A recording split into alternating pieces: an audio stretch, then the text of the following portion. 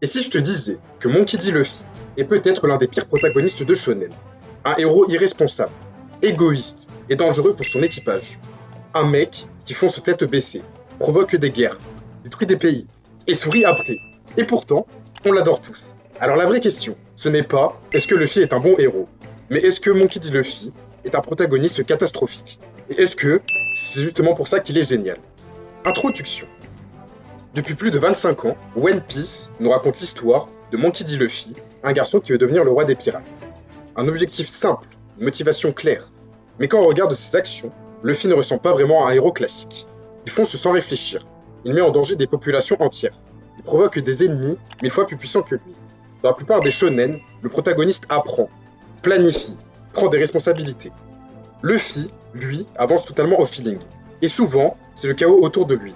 Aujourd'hui, on va décortiquer pourquoi Luffy pourrait bien être un héros catastrophique, mais aussi pourquoi ce chaos est exactement ce qui fait sa force. Partie 1. Luffy, un héros irresponsable. Commençons par le point le plus évident. Luffy est totalement irresponsable. Prenons Alabasta. Luffy affronte Crocodile, le chef d'une organisation criminelle, capable de détruire tout un royaume. Il n'a aucun plan, aucun soutien stratégique, juste sa force brute et son instinct.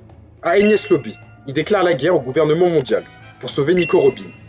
Il détruit l'infrastructure de la justice mondiale, met des centaines de vies en danger et laisse le chaos derrière lui. À Impel Down, il libère des centaines de prisonniers, y compris des criminels extrêmement dangereux. Encore une fois, Luffy agit par loyauté envers un ami, sans mesurer l'impact global. Et ce comportement ne se limite pas aux arcs majeurs. Chaque île, chaque affrontement, il laisse derrière lui des villes détruites, des situations incontrôlables. Et si Luffy existait dans notre monde, il serait considéré comme un terroriste international. Mais dans One Piece, c'est un véritable héros. Partie 2. Luffy n'évolue pas comme les autres héros. Contrairement à beaucoup de protagonistes de shonen, Monkey D. Luffy ne change presque jamais dans sa personnalité. Naruto apprend la patience et la responsabilité. Ichigo assume ses pouvoirs et les conséquences de ses choix. Eren change radicalement, passant d'un héros à un anti-héros. Luffy, lui, il devient plus fort, mais reste le même, impulsif, naïf, loyal jusqu'à l'extrême. Même après avoir affronté Doflamingo, Kaido, Big Mom, il ne se remet pas en question. Et certains fans critiquent ce manque d'évolution. Mais Eiichiro Oda a choisi de faire un héros qui a la même force pure et incontrôlable du début à la fin, ce qui rend son impact constant et prévisible, mais aussi terriblement dangereux pour son entourage. Partie 3. Un protagoniste catastrophique, pour l'ordre établi. Regardons maintenant Luffy sous un angle différent. Catastrophique, mais pour le système. Il ne respecte ni les rois, ni les lois, ni les hiérarchies. À Dressrosa, il renverse Doflamingo, déstabilisant un royaume entier. À Wano, il s'attaque à Kaido, déclenchant une guerre qui affecte des milliers de civils. Et pourtant, il ne fait pas ça pour le pouvoir, ni pour la gloire. Il agit pour ses amis et sa propre liberté.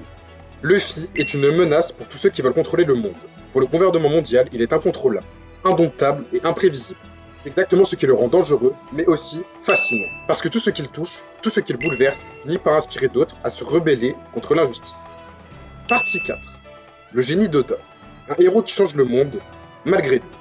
Oda ne voulait pas d'un héros parfait qui planifie chaque victoire. Il a créé un héros qui change le monde, malgré lui. Chaque île visitée par Luffy est transformée. Alabasta est libérée de Crocodile. Skypiea voit sa population affranchie. Dressrosa sort de l'emprise de Doflamingo. Wano se libère de la dictature de Kaido. Mais Luffy ne reconstruit pas. Il détruit d'abord. Il libère le potentiel des autres et laisse les habitants prendre leur destin entre leurs mains. Et c'est là que réside le vrai génie d'Oda. Luffy est l'élément déclencheur du changement. Il ne dirige pas le monde, il force le monde à se réinventer. Partie 5. Luffy est-il vraiment un mauvais protagoniste? Alors récapitulons. Luffy est irresponsable, imprévisible, dangereux, mais c'est exactement ce qui le rend unique. Il ne suit pas les règles du héros classique. Il ne cherche pas la reconnaissance ou le pouvoir. Il ne veut qu'une chose, être libre, rétablir la justice et protéger ses amis. Bon, ça fait 3, mais c'est pas grave. Et dans un univers où tout est hiérarchisé et contrôlé, Luffy est une force de chaos nécessaire. Il est un protagoniste catastrophique pour certains, mais aussi un symbole de liberté et de justice pour ceux qui aiment le suivre. Conclusion. En conclusion, Luffy n'est pas un héros parfait. Il est chaotique, imprévisible et souvent irresponsable. Mais c'est précisément ce qui le rend humain et captivant. Il ne sauve pas le monde, il sauve ses amis, et le monde change derrière lui. Luffy n'est pas un protagoniste catastrophique. Il est un protagoniste subversif, un symbole de liberté pure, et un héros que personne ne peut véritablement contrôler. Et vous, préférez-vous un héros réfléchi et responsable, ou un héros libre et imprévisible comme Luffy? Répondez en commentaire et partagez votre moment préféré où Luffy a mis le chaos et a renversé la situation. Je vous remercie d'avoir regardé cette vidéo et on se retrouve à très vite pour une prochaine analyse.